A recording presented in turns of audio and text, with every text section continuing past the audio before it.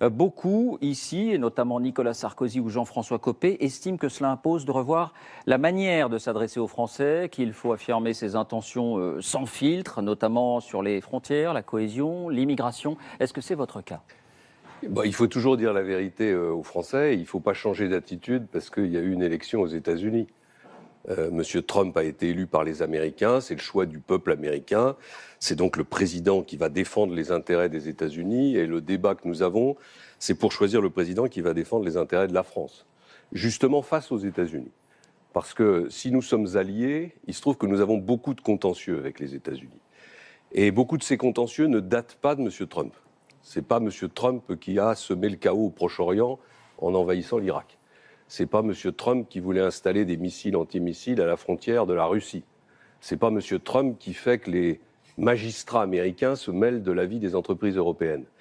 Donc le moment est venu, avec l'élection de M. Trump, de dire stop et de convaincre les Européens de mettre en place une relation transatlantique qui soit beaucoup plus équilibrée. C'est ça l'enseignement que je tire, plutôt que des enseignements sur la vie politique française. Tout ça n'a pas grand-chose à voir. On a entendu beaucoup de commentateurs expliquer doctement les raisons pour lesquelles Mme Clinton serait élue, puis on a entendu les mêmes commentateurs 24 heures après expliquer aussi doctement pourquoi M. Trump avait été élu. Moi, je ne me donnerais pas ce ridicule. François Fillon, vous ne le souhaitez pas non plus, mais question encore sur cette nouvelle donne. Si Donald Trump allège ses troupes parce qu'il se repose davantage sur un axe américano-russe là-bas, et qu'il compte sur les Russes pour lutter contre le djihadisme, est-ce que la France doit suivre un peu le même mouvement et s'appuyer sur un allié russe à ce moment-là? On sait que vous souhaitez un rapprochement avec la Russie et alléger éventuellement le nombre de ces troupes là-bas. D'abord, on fait beaucoup de suppositions sur la politique que va mener Donald Trump. Ce n'est pas la première fois dans l'histoire des États-Unis qu'on a un président américain qui exprime une volonté d'isolationnisme. Et ce n'est pas toujours suivi d'effet, parce que les États-Unis sont une grande puissance militaire et qui sont engagés dans ce conflit, qu'ils ne pourront pas s'en dégager aussi rapidement. Mais aborder la question aussi grave de ce que j'appelle une menace totalitaire islamique, une menace mondiale, par la seule question de savoir si on va maintenir ou pas maintenir des forces spéciales françaises en Syrie ou en Irak, c'est quand même un problème. Et si on va se rapprocher de la Russie comme pourrait le faire Donald Trump? On ne peut pas traiter cette question si on n'accepte pas de regarder un tout petit peu plus loin et de constater qu'on est en présence de la montée d'un phénomène totalitaire qui n'est pas lié seulement à l'État islamique, qui s'est traduit par les talibans en Afghanistan, qui se traduit depuis des années par la montée d'un mouvement politique qui veut prendre le pouvoir non seulement au Proche-Orient, mais un peu en Asie du Sud-Est et beaucoup en Afrique. Ce mouvement fait peser une menace sur la paix mondiale. C'est un mouvement avec des tentations génocidaires. C'est un mouvement qui veut détruire les chrétiens d'Orient et qui veut mettre dehors les Juifs d'Israël.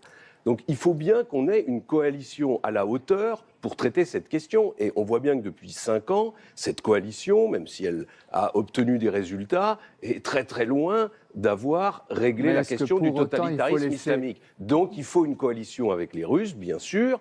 Et je trouverais un peu fort de café qu'après avoir pris l'attitude très contre-productive que nous avons eue vis-à-vis de la Russie, l'Amérique et la Russie se réconcilient par-dessus nos têtes. Ce serait le signe que notre politique a été mauvaise et il est temps évidemment d'en changer. François Fillon, vous vouliez répondre, puis on passe à l'Europe. D'abord pour dire que si nous avons fermé l'ambassade de France à Damas, c'est parce qu'au milieu d'une révolution, il y avait des vraies menaces physiques sur cette ambassade et sur ses personnels.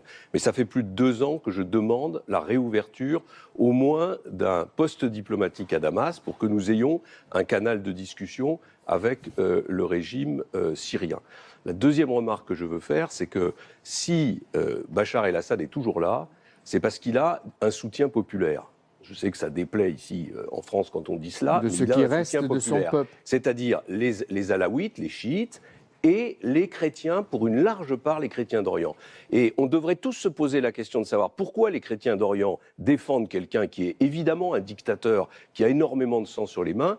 Ils le défendent parce qu'ils savent qu'en cas de chute du régime, c'est les sunnites qui prennent le pouvoir. Et si les sunnites prennent le pouvoir, pour les chrétiens, c'est la valise ou le cercueil. Ils ne méritent donc pas la Cour pénale internationale, comme le dit le président de la République ou le gouvernement. Donc il faut comprendre que moi je suis allé plusieurs fois dans la communauté chrétienne d'Orient, je suis allé les rencontrer dans les camps de réfugiés, et je peux vous dire qu'ils n'ont pas tout à fait le même regard que nous sur la question syrienne. La troisième remarque que je veux faire, elle est à Alain Juppé. Certes, l'Iran agit au Yémen, mais l'Arabie Saoudite aussi.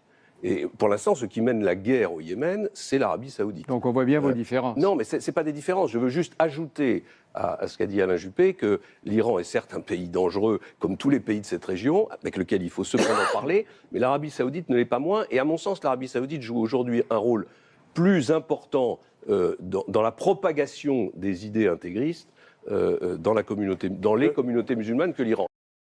À la fin de votre éventuel mandat, vous, dans 5 ans, quelle serait la part du nucléaire dans la production de l'électricité en France? Eh bien, elle serait de 75%.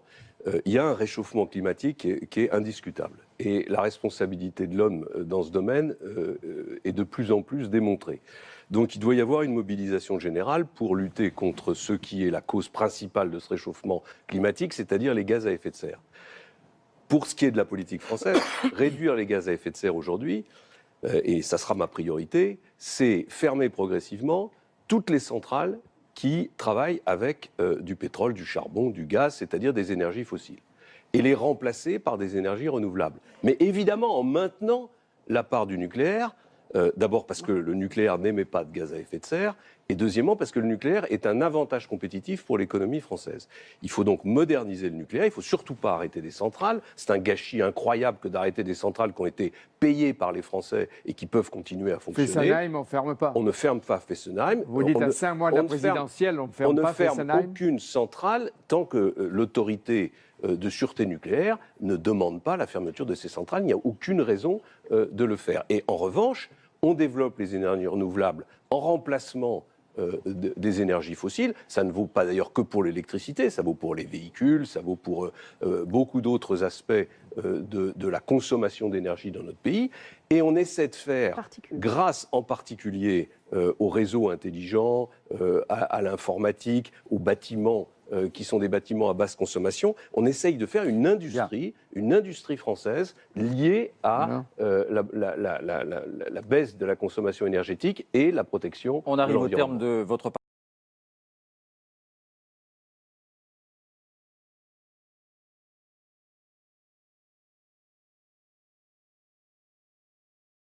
Parlons concrètement, en une minute s'il vous plaît, valeurs communes de l'Europe. Une partie de l'Europe fait sécession sur ces valeurs aujourd'hui, l'Europe centrale. Est-ce qu'il faut mettre ces pays au pied du mur? Il y a une civilisation européenne et il faut la défendre. Mais ma conviction, l'Europe prend l'eau de partout, c'est une évidence.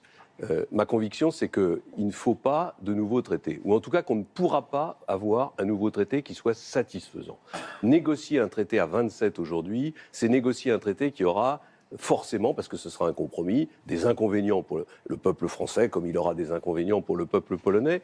Et comme je pense qu'il n'est pas question de refonder l'Europe sans un référendum, c'est-à-dire sans soumettre la ratification du traité au peuple français, le peuple français le rejettera. Donc il faut partir de la zone euro. Parce qu'il y a moins de peuples dans la zone euro, il y a moins de pays, et parce qu'il y a les pays fondateurs.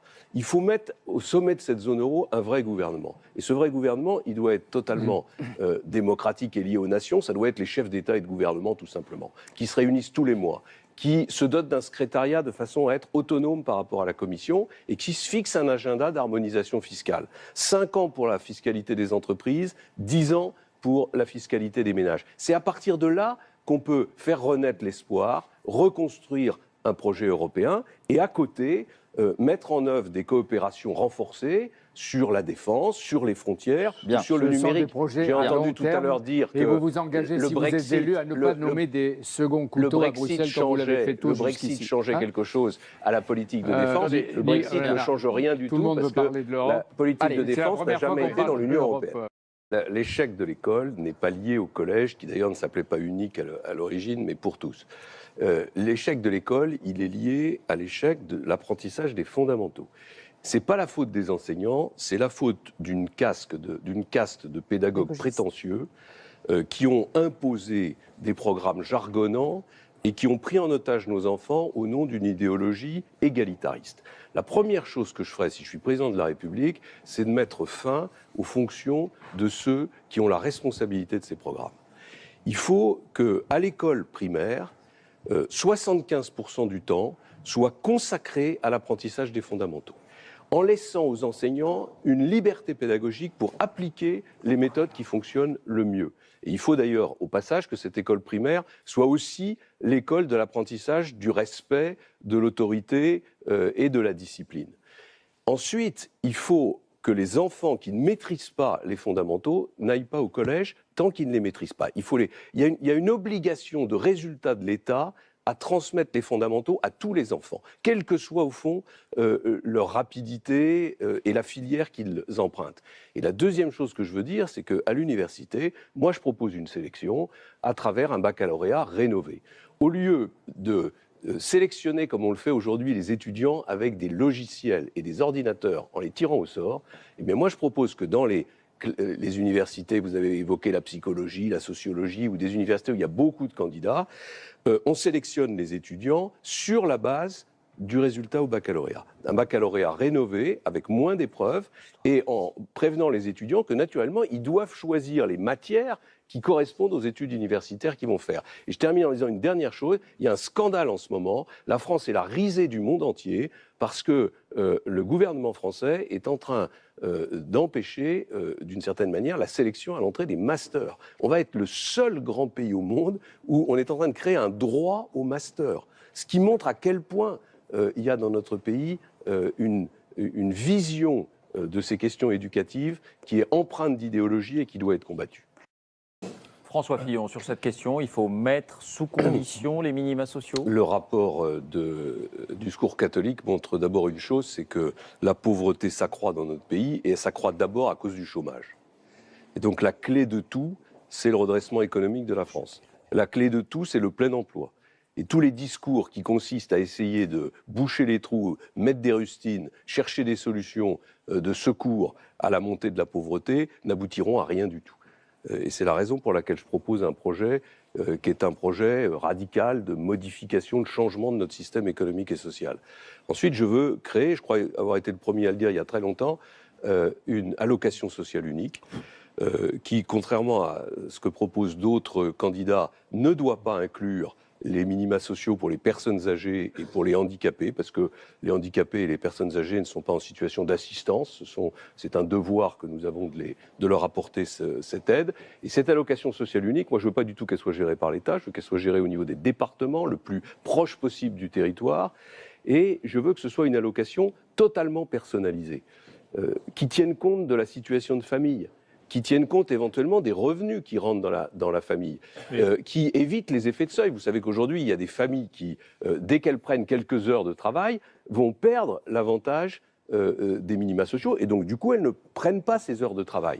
Et on aurait là un instrument extrêmement souple, qui permettrait par ailleurs de faire d'énormes économies d'échelle, parce qu'il y a beaucoup moins d'organismes pour les gérer, et qui permettrait de répondre à ce cri de colère de beaucoup de Français qui ont le sentiment de travailler pour ceux qui ne travaillent pas. Personne, avec les minima sociaux, ne serait en situation de gagner autant qu'un travailleur, qu'un salarié, à situation égale. Il ne faut pas parler de 75% du SMIC, parce que ça dépend s'il y a des enfants, ça dépend de la situation réelle de la famille. En 30 secondes, vous En 30 secondes, il faut réduire les dépenses publiques. Et donc, il faut réduire le nombre d'échelons administratifs. La réforme du conseiller territorial, c'est une réforme que j'ai proposée pour la première fois en 2000. Eh bien, il faut la faire, il faut la refaire pour fusionner les départements et les régions tranquillement avec des élus communs. Et la deuxième chose, c'est qu'il faut laisser énormément de liberté au territoire, parce qu'on voit en ce moment se créer des communes nouvelles par fusion de communes existantes. Quand on cherche à l'imposer d'en haut, ça ne fonctionne pas. Quand on laisse les territoires le faire, ça fonctionne. Donc c'est dans cette direction qu'il faut aller. Au quart d'heure, une vingtaine de minutes pour un moment attendu. Jean-Pierre Elkabbach va nous rejoindre. Et c'est à vous 7 maintenant non plus de répondre à des questions, mais de vous parler directement, non pas pour guerroyer, enfin vous êtes libre évidemment de tout, mais pour demander des explications, des précisions, peut-être de souligner vos différences. François Fillon, est-ce que je peux faire une remarque Allez-y. Vous êtes en train de nous couper la parole sur des sujets absolument fondamentaux. Pour vous laisser de la liberté. Mais justement, on n'en veut pas.